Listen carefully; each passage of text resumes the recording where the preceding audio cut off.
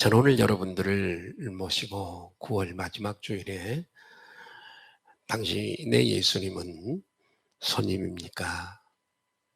아니면 주인입니까?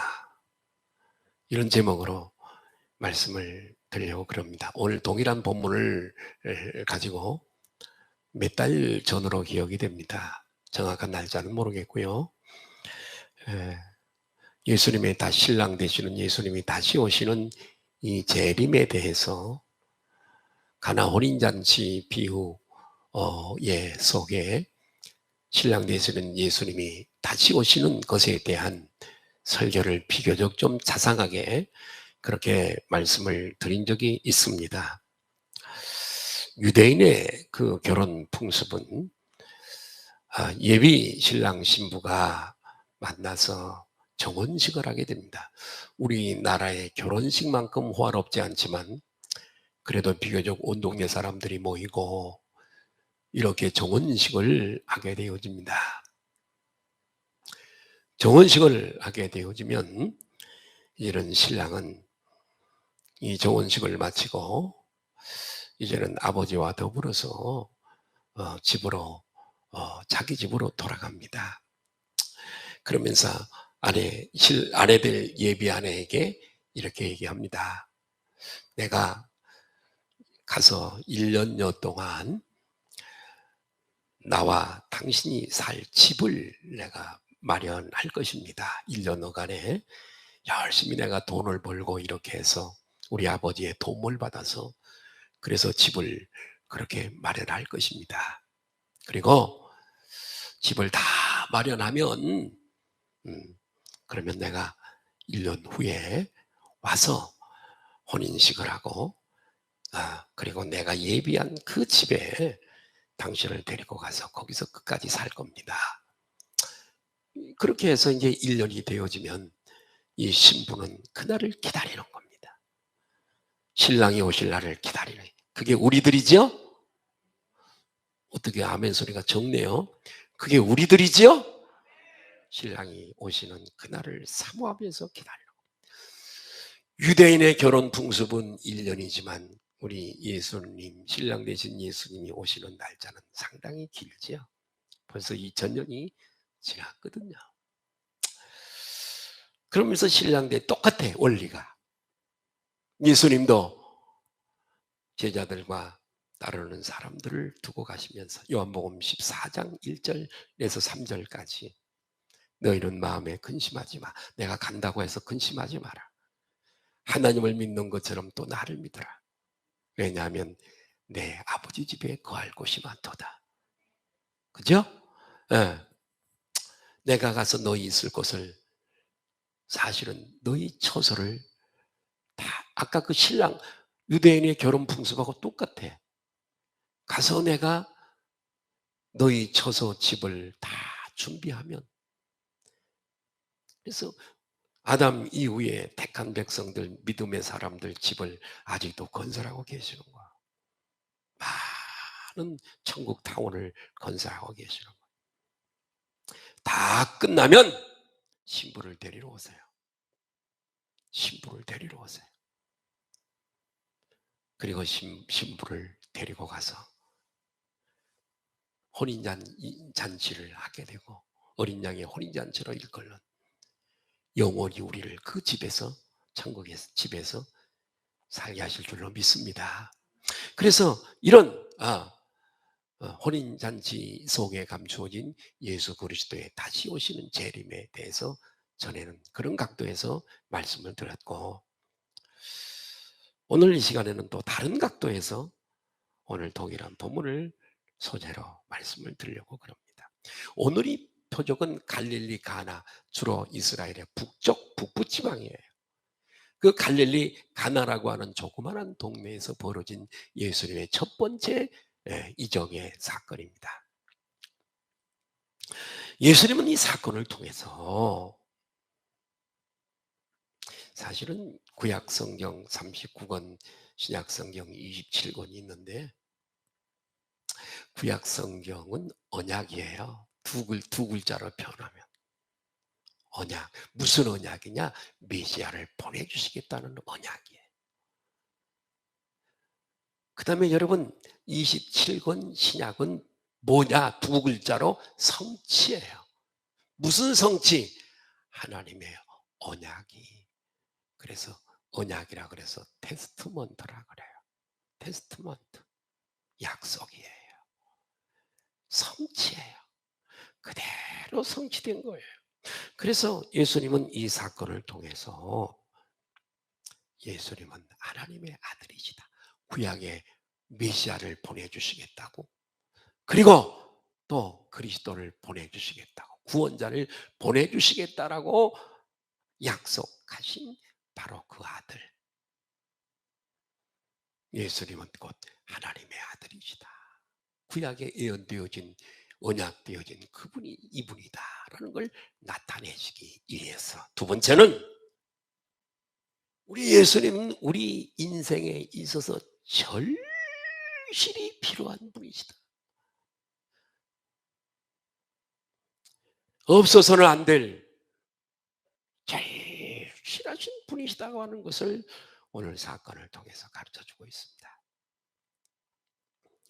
오늘 본문의 사건의 개요는 이렇습니다. 예수님이 공생애를 시작하신 지 얼마 안 되었을 때의 일입니다. 첫 번째 이적이니까요. 팔레스타인 북부 지방의 갈릴리 가나라고 하는 동네에 혼례식이 있었습니다. 그 잔치집에는 예수님도 참석하시고 제자들도 참석하고 또 뭐 친척들도 그중에 예수님의 모친 마리아도 그 혼인 예식에 참석을 하게 되어집니다. 전후 사정을 따져볼 때 이 집은 아무래도 마리아의 친척 집인 것 같습니다. 전승에 의하면 마리아의 자매 살로메라고 하는 사람의 집이었고, 전승에 의하면 신랑의 이름은 요한, 제자 중에 요한이 아니라 동명이인입니다. 신랑의 이름이 요한이랍니다. 그 당시 유대 혼인잔치는 동네 잔치입니다. 온 동네 사람들이, 뭐 시골에서 우리도 전에 그랬잖아요. 뭐 지금은 그렇지 않지만은 동네에서 집에서 예식장이 뭐 그렇게 많이 없을 때 혼인 예식을 하면 온 동네 사람들이 그 집에 다 가서 축하해주고 음식도 나눠 먹고 그러잖아요. 그것처럼 온 동네 사람들이 다 모이고 먼 데 있는 친척들 뭐 조금이라도 아는 사람은 다 모이게 되어져 있는데, 아무래도 오늘 본문에 보니까 예상대로 사람이 예를 들어서 100명을 초청했다면 한 2, 300명 그렇게 많이 왔던 것 같습니다. 그래서 문제가 무엇인가? 포도주가 동일하고 만 거죠. 잔치가 아직도 끝나지기도 전에 아직도 많이 남아 있는데 행사가 포도주가 동일한 겁니다. 그러니 그 집 주인이 얼마나 당황했겠습니까? 신랑은 또 얼마나 당황했겠습니까?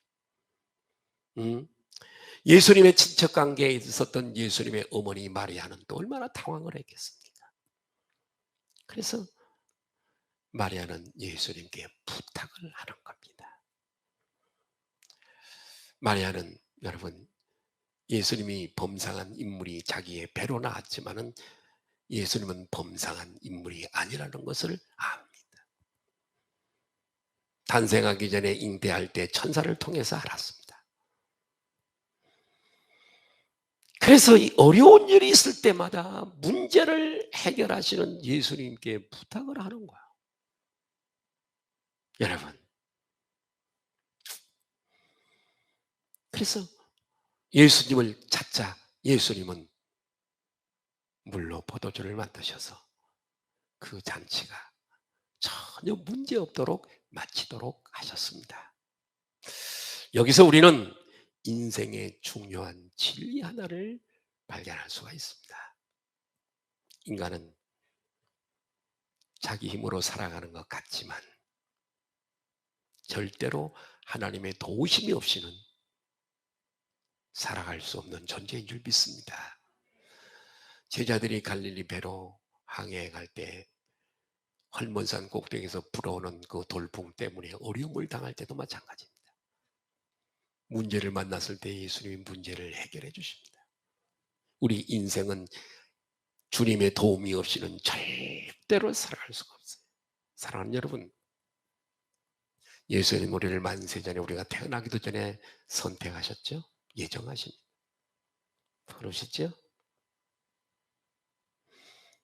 우리의 필요를 채우시고 우리 육신의 성장을, 육신을 성장시키고 우리의 믿음을 성장시키시고 우리를 돌보시고 우리를 인도해 주시고. 그래서 성경은 주님은 우리의 목자래요. 우리는 그분의 기르는 뭐라고요? 기르는 양이래요. 양은 목자가 없이는 못 사는 겁니다. 우리도 마찬가지야. 그분의 은혜가 없으면 하루도 못 살아요. 예. 우리는 내일을 장담할 수 없는 연약에 휩싸여져 있는 연약성을 가진 존재입니다. 어제도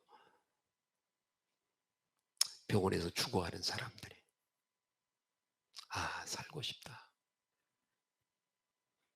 내일을 살고 싶다.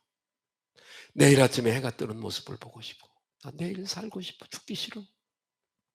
그렇게 사모했지만 자기 의지가 아닌 생명을 어쩌녁에 놓고 냉동실에 들어가 있는 시체도 있을 겁니다. 내 맘대로 안 되는 거야. 인간의 의지대로 안 되는 겁니다. 우리 주권이 저분에게 있어요. 할렐루야. 천국 가는 주권도 다 그분 손에 있고요. 살아가는 모든 것 다 주권이 그분 손에 있어요. 여러분, 이걸 인정하시길 바라요. 우리는 그분의 뜻을 알고 하나님이 우리를 만드시고요, 한 사람을 만드시고요, 디자인하세요. 너의 걸어가는 앞길을 어떻게 살아가도록, 사명은 무엇이고 다 가는 길을 정해놓으셨어요. 우리는 물 흐르듯이 내가 부유하든지 가난하든지, 할렐루야, 그분의 뜻인 줄 알고 내 의지대로 안 될지라도 여러분 속상해하지 말고 하나님의 섭리가 그렇다면 아멘 하고 물 흐르듯이 은혜대로 사는 것이 행복인 줄로 믿습니다. 고민하고 낙심 말고 그러지 말고, 어? 예, 그게 행복이에요. 하나님도 우리 걸어갈 길을 다 만들어 놓으셨어요. 그대로. 아멘. 그래서 우리가 종국에는 사실은 생로병사 그리고 인생 부상을 하고 육체를 마치게 되어집니다. 솔로몬은 우리 인생은 연약한 존재, 우리 주님, 이 혼인잔치집에서 예수님이 없으면 안 되잖아요. 우리 인생도 똑같아요. 솔로몬은 우리 인생 연약한 우리 인생을 가리켜 이렇게 노래합니다. 전도서 1장 4절에 있는 말씀입니다. 내가 해 아래서 행하는 모든 일을 보았다. 보라, 모두 다 헛되다. 바람을 잡으려는 것이로다. 예. 그는 이스라엘 왕 중에 최고로 화려하게 부귀영화를 누린 왕입니다. 솔로몬 왕과 같은 부귀영화를 누려온 사람은 전도서 한번 보세요. 노비를 많이 두고 아내들을 많이 두고 정원을 벨벨나무를 다 심고 정원 안에 연못을 두고 많은 고기들을 기르고 그거 관리하는 수많은 사람들을 두고 가지고 싶은 것 가져보고 먹고 싶은 것 다 먹고 보고 싶은 것 다 봤는데도 불구하고 인생은 헛되다는 것을 깨달은 사람입니다. 시편 103편 15절에도 시편 기자가 우리 인생을 이렇게 노래했습니다. 볼까요? 인생은 사는 날이 풀과 같으며, 그죠? 오늘 비었다 내일 지는 불이에요. 불이 영원합니까? 머무는 시간이 짧죠? 그날의 불과 같으며, 오늘 문재인 대통령 자리에 있어도 그 영화가 들의 불과 같다. 내년 3월 달에는 내려와야 돼요. 1년 지나고 2년 지나고 3년 지나면 여느 대통령전들처럼 똑같이 돌아가는 겁니다. 소용이 없어요. 인생이란 그런 거예요. 인생이 풀과 같이 덧없고 그 영화도 금세 지나간다는 겁니다. 그래서 여러분 누가복음 12장에 보니까 어리석은 부자의 비유가 나옵니다. 크게 농사를 지어 소출이 많았습니다. 이 농부는 창고를 짓고 거기 가득 쌓아둡니다. 기분이 좋아진 이 부자는 이렇게 노래를 합니다. 이제는 노후 준비도 다 끝났으니 편안히 먹고 쉬고 즐기자. 육체만을 위해. 하나님이라는 말이 없어요. 하나님이 없어요. 여러분, 범사에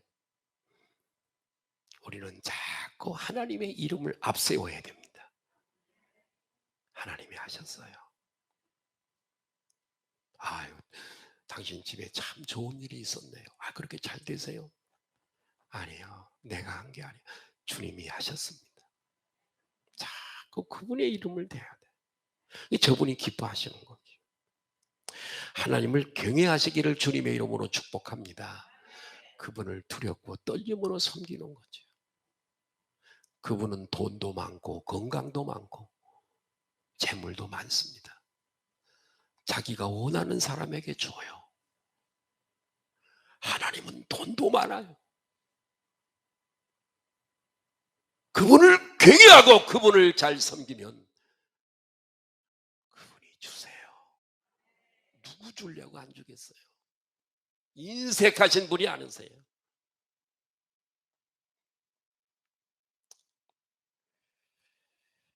예.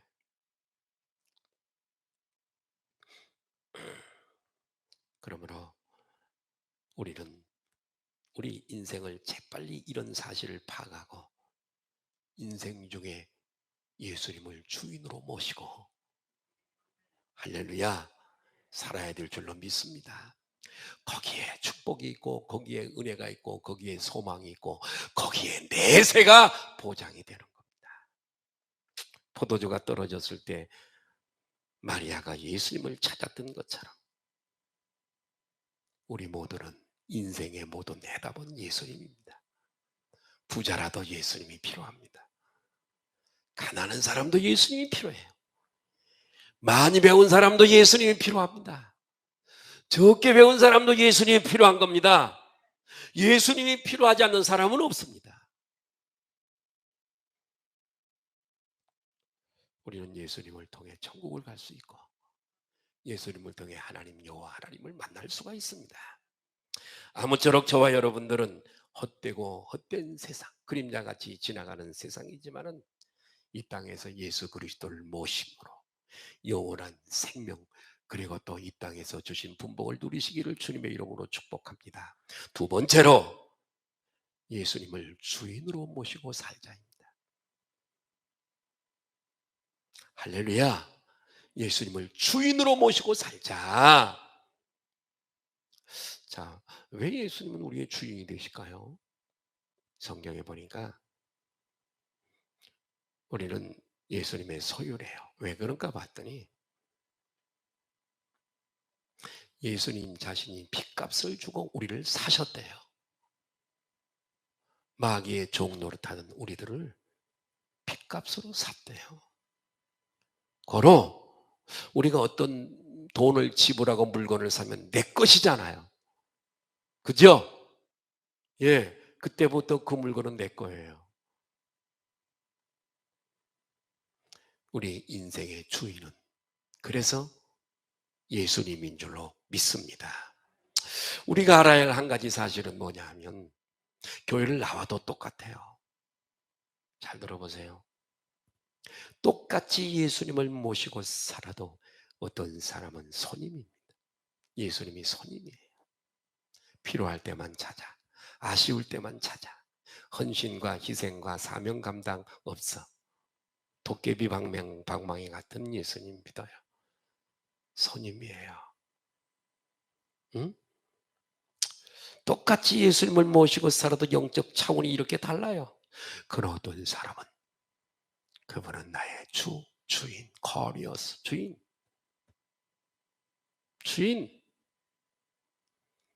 19세기 영국의 전성기를 통치했던 빅토리아 여왕을 우리는 잘 압니다. 이 빅토리아 여왕의 에피소드 한 가지를 소개하려고 그럽니다. 그녀는 이따금씩 가난한 사람들을 느닷없이 방문 이렇게 하는 경우가 많았습니다. 하루는 독실한 크리스찬인 그렇게 알려진 한 여인의 집을 방문하게 됩니다. 그 여인의 신앙에 대해서 빅토리아 여왕이 많이 들었거든요. 그래서 이 빅토리아 여왕이 그 가정에 방문을 하고 시험 삼아서 이런 질문을 하게 됩니다. 무슨 질문이냐면 당신의 집을 방문했던 사람 가운데 가장 존귀한 손님은 누구였습니까? 그랬더니 이 여인은 지체하지 아니하고 바로 빅토리아 여왕님이십니다. 이렇게 대답을. 이 빅토리아 여왕은 그 여인의 입에서 신앙이 좋다라고 이름 알려진 그 입에서 예수님입니다. 이런 대답을 할 줄 알았는데 아니요, 여왕입니다. 이렇게 대답을 했습니다. 실망스러운 표정으로 다시 물었습니다. 혹시 예수님이 아니고요? 이렇게 물었습니다. 그랬더니 이 여인이 대답을 합니다. 아닙니다. 예수님은 제게 손님이 아닙니다. 그분은 저와 함께 항상 여기에 나와 함께 살아 계시는 나의 주인이신 주님이십니다. 그분은 손님이 아니라 나의 주인이십니다.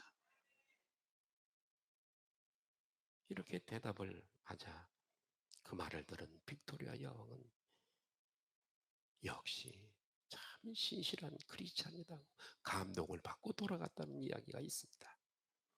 여러분 무슨 이야기입니까? 예수님을 믿어뒀던 사람은 예수님을 손님으로 믿고 지급을 합니다. 내 마음대로 예수님 필요할 때 하나 부르는 순종이 없습니다. 충성도 없습니다. 헌신도 세상을 좋아하고 취미를 좋아하고 아쉬울 때만 찾는 형식적인 크리스찬, 모양만 무늬만 크리스찬. 예수님을 손님으로 모시고 있기 때문에 그렇습니다. 그러나 어떤 사람은 주인으로 정말 신실하게 모시고서 이 두 가지가 어떻게 다를까요? 손님으로 모신 사람과 주인으로 모신 사람이 어떻게 다를까요? 손님으로 모시고 있는 사람은 예수님의 능력을 풍성하게 경험하지 못합니다. 그도 그렇습니다. 예? 그도 그럴 것이 모든 역사는 믿음으로 일어나는데 아멘 하십시다. 믿음. 믿음이 없이는 하나님을 기쁘시게 할 수가 없어. 믿음 없는 아버지에게 할 수 있거든요. 무슨 말이냐? 믿는 자에게 능치 못할 일이 없어. 우리 오빠 나사로가 살아날 줄을 믿습니다만 예수님 다시 오실 그날에 살아날 줄로 부활의 날에 살 줄로 아니야. 그 믿음 말고 지금 죽은 내 오라베가 이 자리에서 살아날 것을 믿느냐 말이야. 예, 믿습니다. 믿음이 있을 때는 역사하시는 주. 그렇기 때문에 주인으로 모시고 사는 그리스도인은 언제나 범사에 풍성하게 예수님을 체험하고 경험하고 간증거리가 많은 사람이 되는 거예요. 따라하십시다. 간증거리가 있는 사람. 지난 한 주간에 어떤 간증거리가 있으셨나요? 예? 하면 주의를 범하고 작은 일이 있어도 하나님 멀려. 신실하지가 않아. 신실하지가 않아. 손님으로 모시고 있기 때문에. 오늘 본문의 마리아는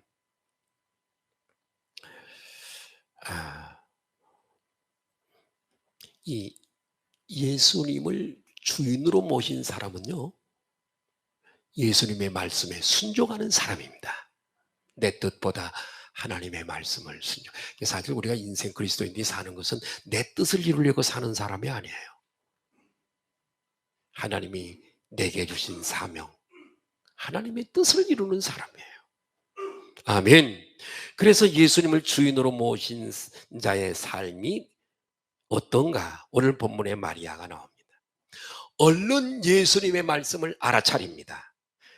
그리고 즉 예를 들면 예수님을 주인으로 모십니다. 내 배로 난 자식이지만.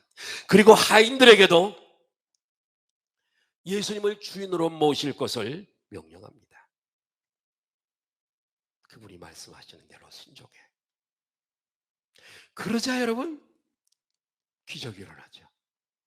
물이 변하여 포도주로 변하는 기적이 일어납니다. 여러분 예수님을 주인으로 모시면요 믿음이 생기게 됩니다. 그리고 무슨 말씀을 하시든지 순종, 내 고집을 피우지 않아요. 교만하지 않아요. 무슨 말씀을 하시든지 순종을 해요. 내 뜻이 있고 하나님의 말씀이 있다면 말씀을 순종하지 내 뜻을 따라가지 않아요. 순종할 때 믿음 있고 순종할 때 기적은 일어나요. 자, 요한복음 2장 5절 한번 보실까요? 시작. 그의 어머니가 하인들에게 이르되 너희에게 무슨, 여기 말이 아니에요. 말씀이에요. 그가 무슨 말씀을 하시든지 존칭을 사용해요. 그죠? 그대로 해. 순종이죠? 그대로 하라. 이 말씀을 보면 마리아의 믿음을 알 수 있어요. 마리아는 이분이 어떤 분일까를 알아요. 없는 것을 있게 하시고, 할렐루야, 어떤 문제도 해결할 수 있는 능력이 계시다는 것을 마리아는 압니다. 여러분 이런 우화가 있습니다. 한 사냥꾼이 사냥을 나갔습니다. 사냥견 2마리를 데리고 깊은 산에 사냥을 나갔습니다. 멧돼지 사냥하는 걸 유튜브에 보면은 개들 풀어놓으면 개들이 막 냄새를 맡고 찾아갑니다. 이 주인은 총을 든 주인은요 못 따라가요, 개를요. 그러니까 개 목줄에다가 개가 어느 지점에 있다는 것을 알려주는 그런 기계를 부착해요. 그리고 이 사람은 리모컨을 가지고 있습니다. 사냥꾼. 그리고 딱 800m 지점에 내 개가 있네 알아요. 이 사냥꾼이 개는 앞서가고 사냥꾼은 총을 들고 뒤따라 가는 거예요. 저 멀리서 개 짖는 소리가 납니다. 뭐가 나타났나 보다. 사냥꾼이 부지런히 따라가 보니까 희한한 광경이 벌어져 있는 거예요. 뭐냐면 사냥개 2마리가 막 으르렁거리고 있고 그 앞에 호랑이 1마리가 있는데 눈만 말똥거리고 그 앞에 그냥 앉아 있는 겁니다.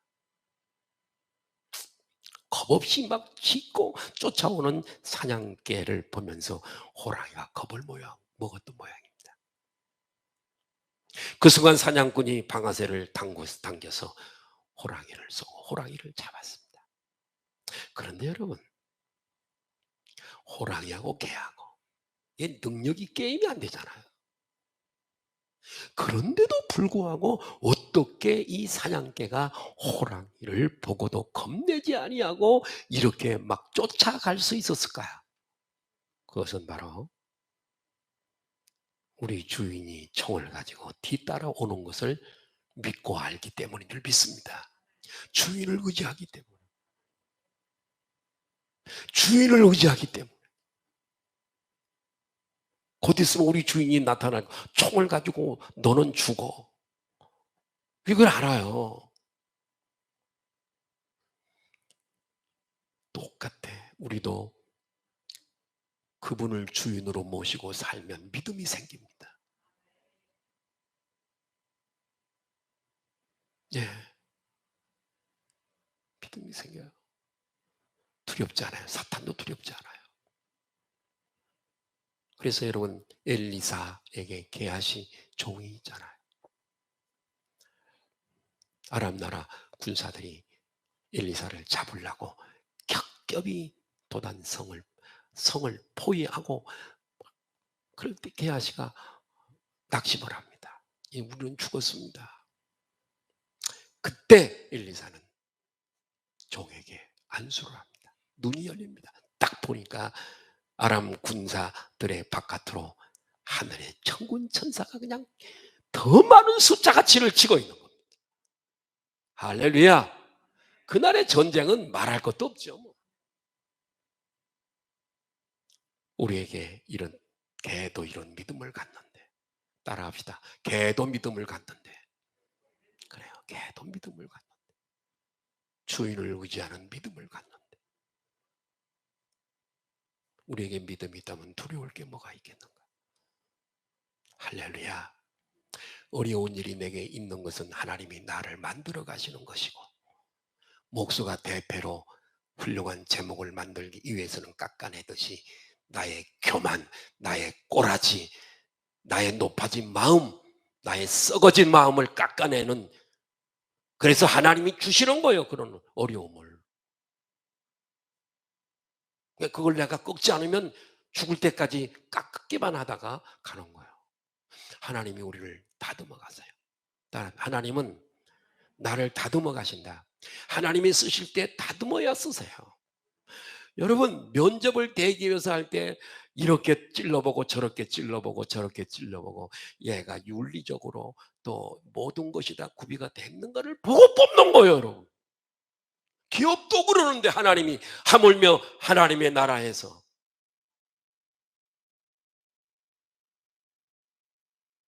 만들어 가세요.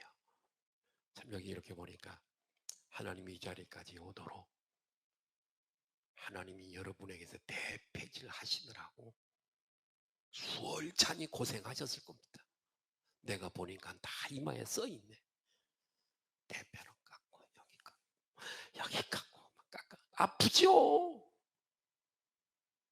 사고로도 그렇고 질병으로도 그렇고 물질로도 그냥 단돈 10,000원이 없어서 그냥 몸부림을 치고 여러 가지 집안에 일어나는 모든 것, 사업상에 일어나는 모든 이것들이요, 하나님이 당신을 지금 당신에게 훈련시키신 거예요. 지나온 날들이. 그 감사해야 돼요. 그것 때문에 하나님을 만났고 영생을 얻게 되어진 거예요. 안 그러면 버려버리죠.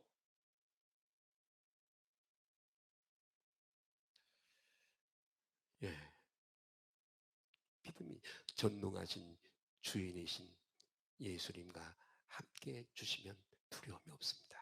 저는 가끔 우리 그 여주 수양관에 가서 혼자 잘 때 있습니다. 산속에 저 밑에 집 하나 있고, 산속에 막 나무들이 막 높은 나무들이 삥 둘러 있고 사방을 봐도 산밖에 안 보여. 자연인이에요, 집이. 혼자 가서 밤에 혼자 불 다 끄고 잠을 자면 안 무섭겠어요? 한 번은 자는데 막 뭐가 문을 두드려서, 우리 집사람은 같이 있을 텐데 나가지 말라고 한다고 뭐가 그랬는지 모르겠어요. 나는 혼자 간다 이거예요. 그러나 때때로 거기 가서 잠을 자면 여러 번 그런 경험이 있어요. 나는 영적으로 예민해요. 그런 어둠의 영들이 와서 내 옆에 있을 수도 있고 내 등 뒤에 딱 달라붙을 수도 있고, 와서 그래. 어떤 것도 내 배에 올라타서 목을 조르고요. 난 영이 예민해. 그때 영이 나를 깨워요. 그 일어나서 나는 막 예수 이름으로 쫓죠. 조금 있으면 이제 물러갑니다. 그럼 남은 시간을 편안하게 잠을 자. 왜요? 바다 가운데 갈지라도 산 높은 곳에 갈지라도 그분이 나와 함께 하심을 믿어요. 저는 영을 다루는 목사니까요. 내 앞에 꼼짝없이 떠나가는 모습을 수없이 아닐 수도 없이 많이 봤기 때문에 그런 것들은 아무것도 아닌 거예요. 뭐가 무서워요? 명령 앞에 떠나가는데 뭐가 무섭냐고. 왜요? 그분을 주인으로 모시고 있으니까요.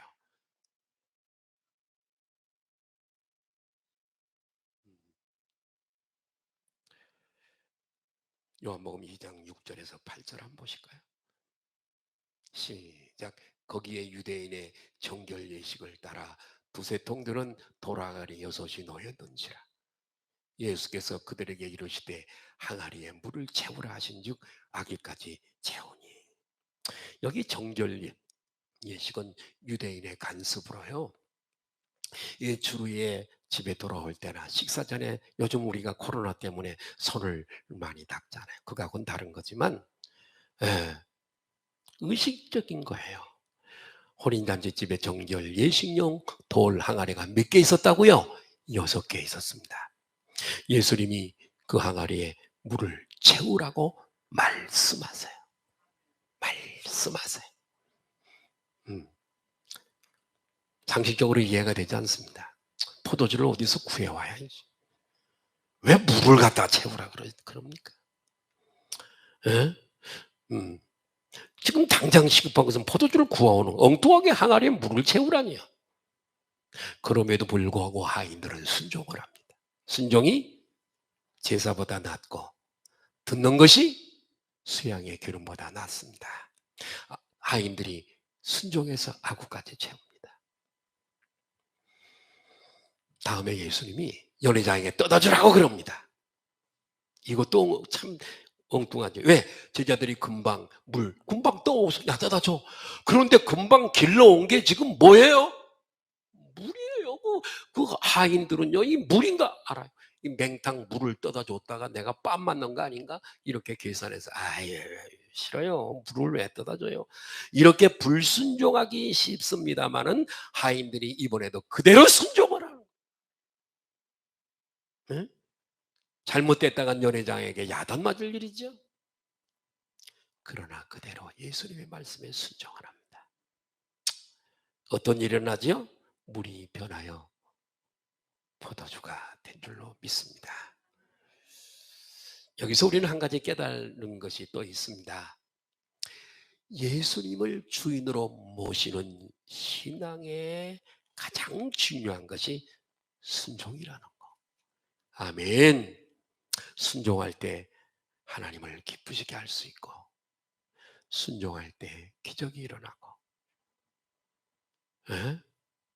순종을 위해 무엇이 중요하냐? 내 자아를 깨뜨리는 것 중요한 줄 믿습니다. 내 자아를 깨뜨려야 돼. 골리앗 같은 내 자아가 우뚝 서 있으면 순종할 수가 없습니다. 늘 내 생각이 바르고 내 생각을 추종하게 되어지기 때문에요. 신앙생활의 핵심은 뭐냐? 내 자아가 죽는 겁니다. 이것을 죽이기 위해서 여러분 보세요. 모세를 40년 동안이나 호렙산, 시내산, 호렙산이나 시나이 마운틴이나 똑같은 얘기예요. 40년을 훈련시켜. 모세가 강했던 것 같아요. 응? 예, 자아를 깨뜨리는. 야곱이 자아는 야복강에서 깨뜨려요. 예? 자아를 깨뜨려야 돼. 하나님 만나야 돼요. 아멘. 예.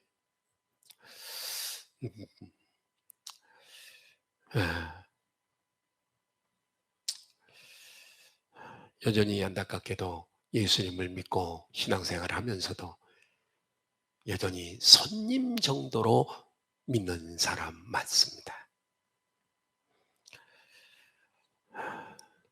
그러나 예수님을 주인으로 믿고 믿음으로 순종하는 사람에게는 기적이 일어날 줄로 믿습니다. 요한복음 2장 9절 10절 한번 보시죠. 시작.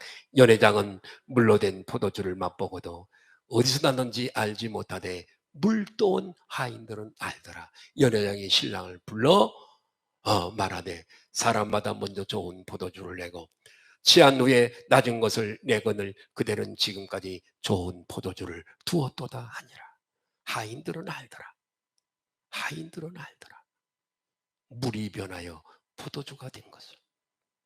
할렐루야. 이 연회장이 맛을 보고 감탄하잖아요. 예? 예. 여러분 한번 잘 생각해 보시길 바라요. 가슴에 손을 얹고 나는 예수님을 주인으로 모시고 신앙생활하고 있는지, 손님 정도로 모시고 살아가고 있는지. 예? 나에게 예수님은 어떤 분이신가? 손님이신가? 주인이신가?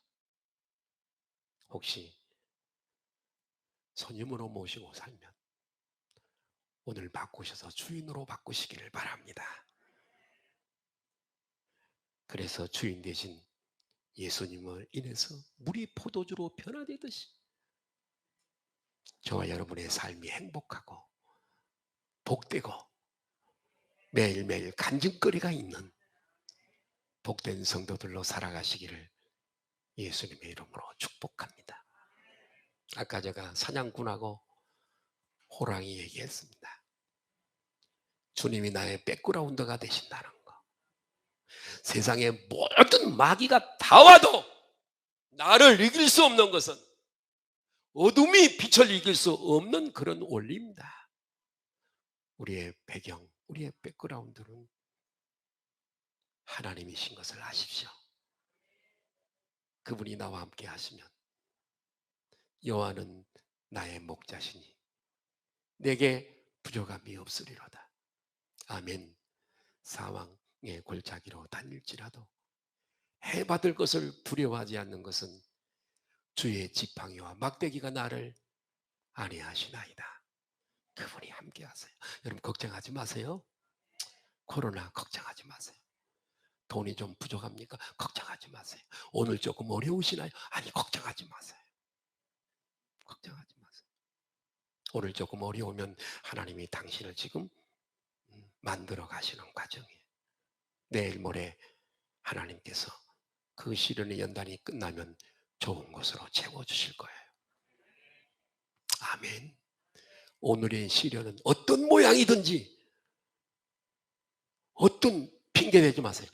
어떤 거든지 간에 여러분 남을 원망하지 마세요. 여러분 하나님이 나를 지금 만드신다는 거 기억하세요. 범사에 감사하시기를 바라고 그분을 주인으로 오늘서부터 섬기고 믿고 할렐루야. 주인으로 대접하라세요. 따라하세요. 예수님을 주인으로 대접하자. 주인으로. 그러면 그분이 좋은 것을 주세요. 기도하시겠습니다.